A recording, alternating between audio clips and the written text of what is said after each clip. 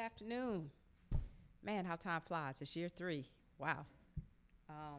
But really excited for this season. Appreciate all of you coming out. And as Aaron said, supporting us, covering us. And we are absolutely looking forward to continuing to move this thing forward. So I will take all of your questions and be nice.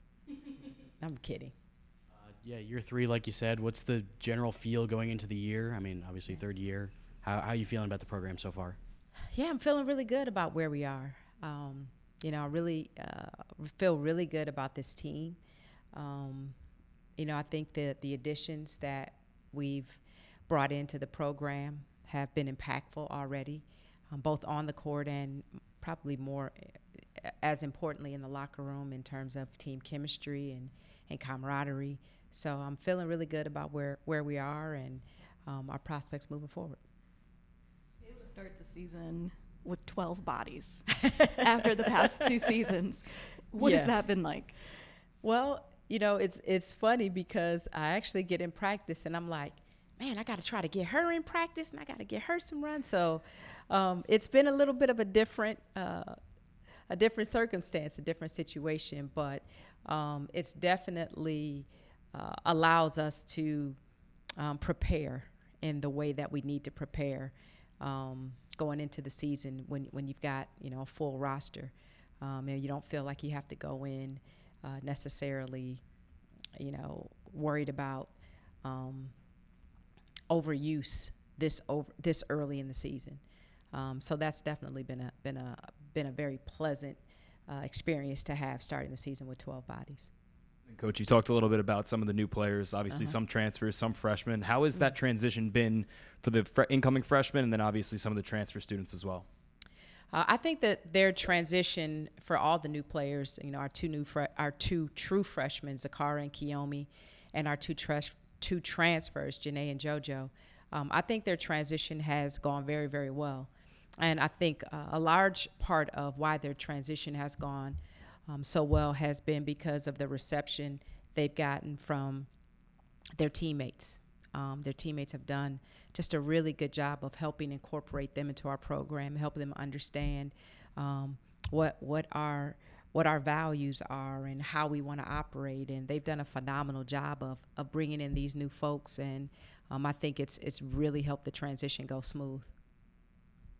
Sticking on the topic of the new arrivals, you brought in a bunch of new forwards this year. What is it? How important is it to kind of have that forward depth that you haven't really had the last few years, and especially now that Cassandra Brown is no longer with the program? Well, I think it's great to have depth, period, right?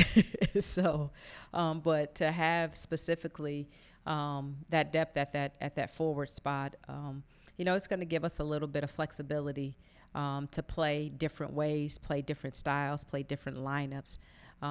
Certainly losing KB is and what she brought is something that we have to be able to replace. And I think the new players that we come in and really the varied styles that we can play is going to help cover that.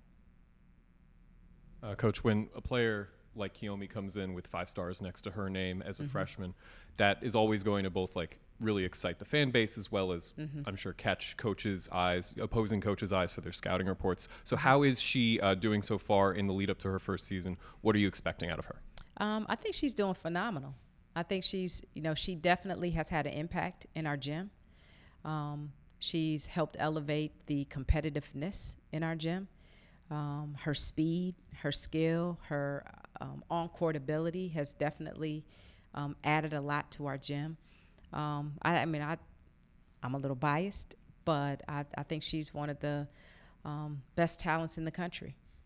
And so I'm excited that I get the chance to coach her. I'm excited that our fans get the chance to watch her play night in and night out. And, I think she's just one of those talents that if you have the benefit and the blessing to play with that type of a player, it just impacts everything that you do from a basketball standpoint. So now she is a freshman. Sometimes she can't find the classroom on time, right? So she is a freshman. Let's not make that You know, she does not walk on water, but she is really, really talented. And so far, she has really shown how much she loves Rutgers, and how much she loves her teammates, and how much she loves this place, and wants to be a person of impact within our program at Furtis University. And as a quick follow-up on that topic, what was it like recruiting her, for you and your staff, recruiting somebody to that talent level to be able to keep them to stay in New Jersey? Well, it wasn't very hard at all for me or my staff. Now, you have to remember, you know, we have an experienced staff, and, you know, we're used to recruiting top shelf talent. So it wasn't so much that it was difficult or easy or anything like that, but it was an important recruit. It was an important recruiting process that we went through, because we are a program that we want to keep the best players in the state here in New Jersey. You know, that's important to us. And so, you know, we did the work necessary to build the relationship, to get her to understand what playing at Rutgers would be like for her, what kind of impact she would have. And just fortunately, they were receptive to it, and they embraced it, and here we are. Coach, I just want to go back to the offseason, like 30,000-foot view, right? Year 3 in your program, you've seen some strides in the first 2 years.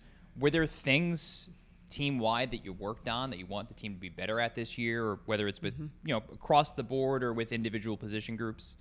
Yeah, I think it's been more individual growth as opposed to anything specific team-wide.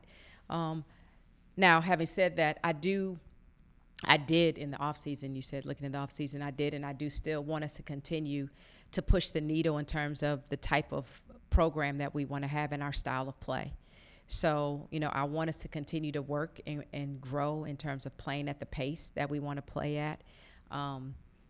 Offensively, being able to push the envelope and push the needle offensively. We'll always kind of model things and tweak things based on our personnel. But I want us to continue to push the needle on the offensive end and playing at the pace that we want to play at. I don't think in year 1 or year 2 we were ever quite there, but we're getting closer. Defensively, I want us to continue to grow and move the needle in terms of our aggressiveness and our toughness and our tenacity on that end. So those are some high-level things. Now, how you execute that is individual players, you know. So different players will have to impact us on the offensive end. Different players will have to impact us on the defensive end, and what exactly that looks like player for player. You know, their position coaches and myself will dig into the weeds on that. But overall, it's about pushing the needle and continuing to grow and playing the style of basketball and the type of basketball that we as coaches envision. And then, Coach, obviously, a couple of senior leaders in this team. You look at Destiny Adams, you look at China Cornwell.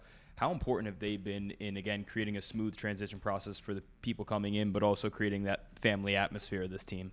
Well, I think you talk about two players who really, really embrace the notion of camaraderie and chemistry and sisterhood and having a bond. For China, for Destiny, those elements of team play are at the top of the chart for them in terms of what they want out of a season, what they want out of their college experience, and what they want out of this year in particular, their last year. You know, they definitely express that time and time again, and then they model it and they lead it. So, you know, I tell you, you walk into practice, you're probably gonna see Destiny hugging somebody. I don't know who, just random people. They run laps to start practice, like to lift. Destiny is running, it's kindergarten. She's running, holding hands with somebody, and they're swinging. So that connection to her teammates is important to her. You're going to see China chest bumping somebody, you know, at the water, you know, get a water break. Yeah, water break. Like, those things are important to them. And so as seniors, going out, they want to make sure that is just as strong as anything else that we do. And you want that love from your teammates, and you want it to start with the people up top, because they've had the experience the longest of why that is so important and how that impacts team success. Another one of those seniors, Awa Sidibe, missed all of last season with an injury. How have you seen her progress in that recovery, and what can you see from her also in her last year? Yeah, she's still recovering, and that's going to be a process. So when she's ready and available, we'll let you guys know. But she is still recovering from her injury. But regardless of how Awa is doing physically, Awa she might be the soul of this team. Her connection to every single player on this team. We talk about Awa like Awa has no enemies anywhere, because she is just such a phenomenal human being, and she cares about others. She cares about her teammates so much. So as she continues to recover from her injury, her impact on the team will be felt. Matter of fact, 8 out of 10 times, Destiny is hugging Awa, running around the gym holding hands with Awa. So I think we can count on her to be a leader in that soul space and making sure that this team stays on track with what we want to do. Coach, we saw Maya come in and do a great job playing in the point last year, and Lisa playing really well when Maya couldn't suit up. Knowing your affinity for point guards and how you like to play fast basketball, especially on offense, what can we expect to see from those two, especially in another year with your system? Yeah, I think their confidence is at a much higher level than last year, and both of them did a wonderful job in the offseason of growing their game. And adding to their game and adding to what they can bring on the court. And so it's going to be fun having Lisa and Maya and Kiyomi all on the court at the same time at times, them, playing with each other. They definitely help the pace of the team. So I think their experience, Lisa and Maya both, their experience last year of getting a lot of time and being counted on, I think that's only going to help them this year start off the season with a lot more confidence and a lot more willingness to take on the heavy load that's going to come their way. Election week, 2 weeks away. Have you as a team discussed the importance of them going out to vote? Is there a game plan for the team? Absolutely. In terms of, you have the day off, right, from all that and everything? Yes, I think we have the day off. They changed that rule that you don't actually have to have the day off if you're in season. So I don't know if we have that day off. But we are prepared. So over the summer, we got everybody on our team registered to vote. We watched the presidential debate together virtually as a staff, as a team. We watched the vice presidential debate virtually as a team, and we've had a number of conversations about just paying attention to the issues. So as we talk to them, like, I don't care who you vote for. I don't care, what your politics are, but you will be informed when you make your voting decision. And that's the only thing. And they will participate in the election. They do not have a choice. They will participate. And again, our thing was just that they had to be informed. They have to be informed about the issues. They have to be informed about the candidates. They have to take part in their civic duty. And I have to say our Scarlet Knights for Life staff, and Elise Washington in particular, did a tremendous job of making sure that they got the information, that they knew what they had to do. And so it's interesting, after the first presidential debate, the first one, I was like, you gonna watch this? And they're, yeah, you gotta watch it. Then after the vice presidential debate, the day before it started, they're texting me, are you ready? What is this gonna be about? So over the course of the summer, their engagement got a lot higher. And that's what we want to do, is to help them understand that these things are important. And it doesn't matter where you come out on issues. It's just that you are active, that you participate, and that you do so with information and knowledge and education, and not just off of what you saw on TikTok. Not that TikTok is bad, because you can get a lot of good information from TikTok. So don't email me about how great TikTok is, but there's that. Just is it important to have that relationship with the players and knowing you're helping them prepare for things like this in their life? It's absolutely important to us and to our staff. You know, we don't just look at being here and helping them win basketball games. The vast majority of their life after Rutgers will not be about playing basketball games. The vast majority of their life is going to be about everything outside of that. So we have to get them to see the big picture, that life outside of basketball is important. And they know that, but, you know, they're also 19, 20, 21, 22, and so we try to give them the long-term vision of, you know, when you're done playing basketball, however long that is, even when you go play professionally, at some point, other things are going to be more important than playing. And so how do you start to develop a mindset and a mentality of being impactful in other areas of your life? And while they're here, we try to get them to balance it so that when they leave, they have the tools to balance the various things in their life that they're going to have to go through. Coach, back when in the winter when Zakara Perkins signed with the program, you referred to her in a media session as something of a basketball unicorn. You compared her to Antonia Bates in terms of her playing style and her role on the court. What can we expect to see from her as we get into the season? Well, I tell you one thing, that child has so much energy in the gym. She is unbelievable.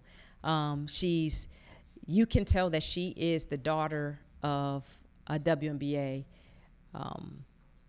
star. You know, her mom won WNBA championships and played overseas, and you can tell that because her competitiveness is really high. Her understanding of the game is really high.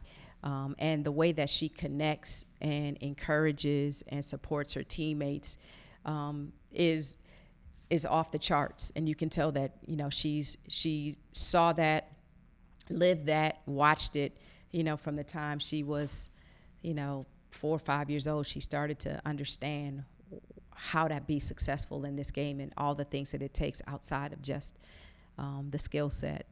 So she does a lot of things. She scores, she rebounds, she defends. You know, she is a unicorn. We can move her all around. She can play multiple positions. And so I'm really excited about her growth and the way she's going to impact the team, because she can just do so many things out there. Kalia Copper was on staff last year.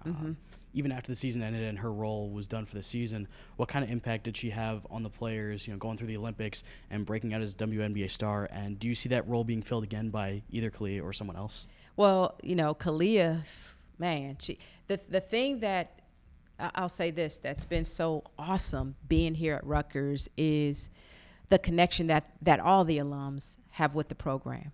So, you know, yes, Kalia was on staff, and even though, you know, she opted not to be on staff this year, she still, I mean, she was at the football game last week, you know, right? So she's not very far from our program. Same thing with Benijah Laney, you know, same thing with Mary Klinger, you know. I mean, all of these alums, they have such a strong connection to the program, and they come back all the time, and they impart that wisdom to the current players, and the current players embrace it, and it's inspirational for them to see what, you know, if you do the work, if you you know, are passionate about it, the rewards that come from it are lifelong. You know, they last forever. And so having, you know, Benijah just won the WNBA championship, and she's already talking about when she can come up and get back in the gym. Those relationships are important, and our players really embrace it, and, you know, they love it, and they love that they can have access and touch players who've meant so much to this program and who've gone on to do great things after leaving Rutgers. Yeah, we've been talking about Kiyomi some. I know maybe some fans have not seen her highlights yet, which very impressive. So how would you explain what fans are in store for when they first see her on the court? Excitement.